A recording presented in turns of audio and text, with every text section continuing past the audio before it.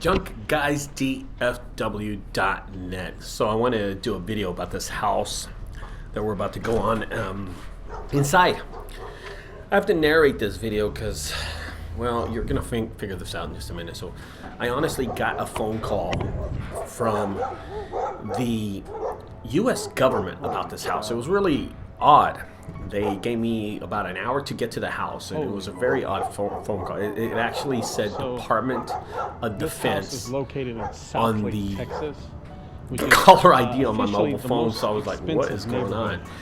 They told me it was in South Lake, Texas. They also mentioned that it was going to be unlocked. The back of this house was going to be unlocked. But look at this. It's a jungle. Just to get back there, and I was thinking of poison ivy the whole time. I don't know why, because I have poison ivy on my property, I guess. But I went through there, and then I come up to on this fence. So like I said, I got the phone call, and of course the fence is locked. You know it's going to be locked. It was frustrating. And here's the big thing about it is that it's hot out here. It's steaming hot outside, and I just got this phone call, and they told me to go to South Lake, Texas. Now, South Lake, Texas, I'm going to tell you, the house is in South Lake, Texas. You'll be lucky if you can find a house that's under $300,000 in South Lake. Most of these houses are in the $750,000 range and going up. So when I got to this house, it was really particularly weird. As a matter of fact, that house across the street, that's $850. It's really weird that you find a vacant house in South Lake because all of these houses are full of people. They're always vacant. I mean, occupied with families. Now, the guy who I brought with me is Junk Guys Fort Worth. That was Christian. He was backing up his trailer. I was just trying to hustle and give him some extra money so he can make some money. So, but here's the best part. I'm going to pull up to the front of this house, and this is where it gets really, really interesting. Oh, I remember this. I actually go to the other side of this fence to try to open it. Now, this might help out anybody that's trying to get into a hoarder house or do an estimate. Because the Department of Defense, what they wanted me to do was actually give them an estimate on this house before I even touch anything, which was kind of weird to me. They wanted me to give them an estimate, and usually the government just pays me. You know, I think I've done 2 or 3 other government jobs. So they gave me a code. That's the lockbox was supposed to be on the back door, but for some reason when I pull up, this is what I see at the front door.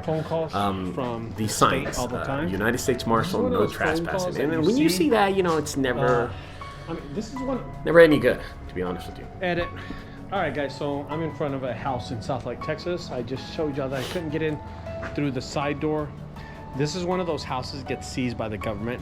Well, not by the government, by the state of Texas, and I can show you how they get. So kind of at this point, I'm kind of concerned about what's going on. There's signs all over the house, and these are actually the papers, and I actually read those papers, and I'll explain those papers to you in a minute. Yeah, so the federal government actually came in and seized the house from this guy. Now, God, that's never any good. When your property is seized I did read the papers, and I looked it up on the internet who this guy is, and I'm going to just tell you the story in a few minutes as soon as we get into the house. But look at the attorney papers in just okay, so the government calls me 1 hour prior. They give me a code. They asked me if I could write it down. They don't text me this information. They give me 1 phone number. They were really secret about the whole situation. Okay.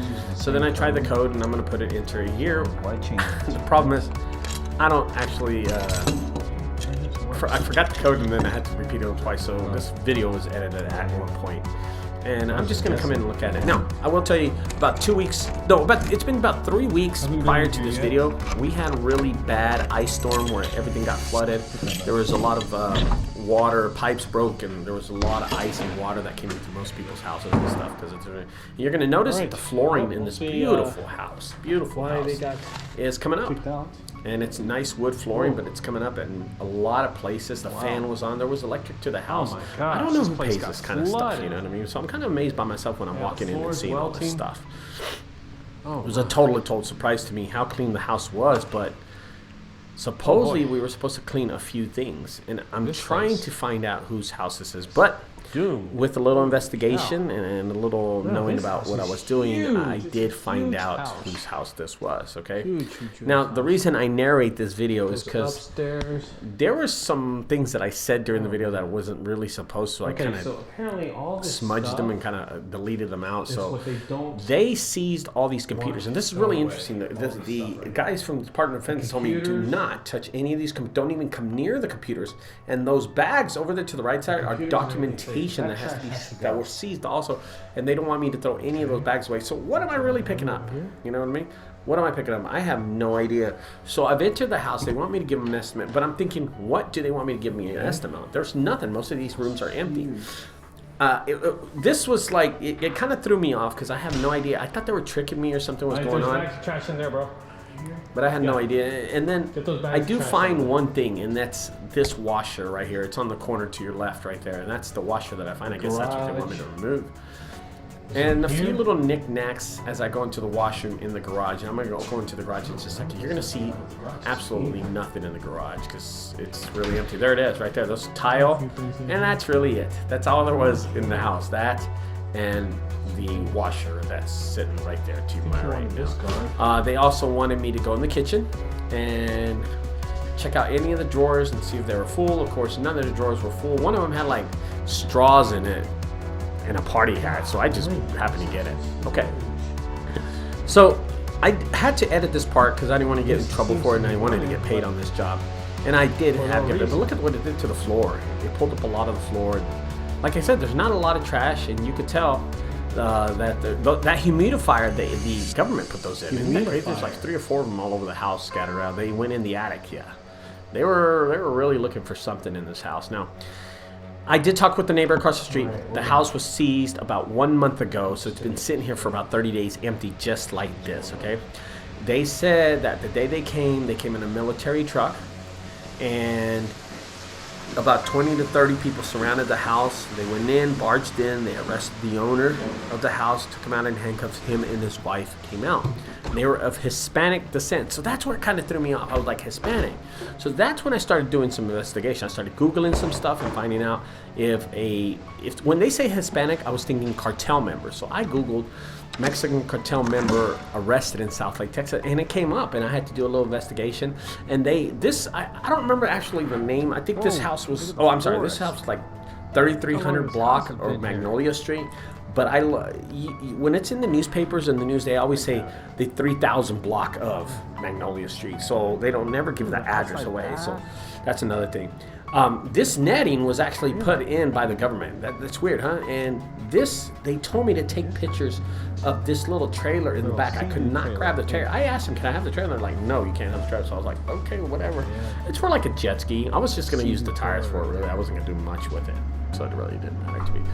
So let's get on with the story and tell you who actually owns this house. This is a cousin of a big drug kingpin that just got arrested, and his wife was arrested recently. Okay, so this is his cousin, and his cousin had been living in South Lake, Texas for over 3 years in this house, and I guess they made a little, investigation about who was paying them, making the payments, and it was the biggest drug dealer in the world that just got arrested and is in New York, and this is his house. So I just wanted to tell you all that. And I can't say names, and I don't want to say names by getting in trouble, but this house was the cousin. They arrested the cousin. Apparently he was doing some fraudulent stuff. I'm going to leave this video just like it is. I wasn't even supposed to post this video, so I thank you for staying tuned to this video. Again, this is the cousin of a big drug dealer that you can imagine is in jail in New York City. I'm not going to give his name again, but his wife was just arrested, and she's really young. All right, thanks guys. I'll talk to y'all later. Don't forget to subscribe over there to the right side and the left. Check out my other videos.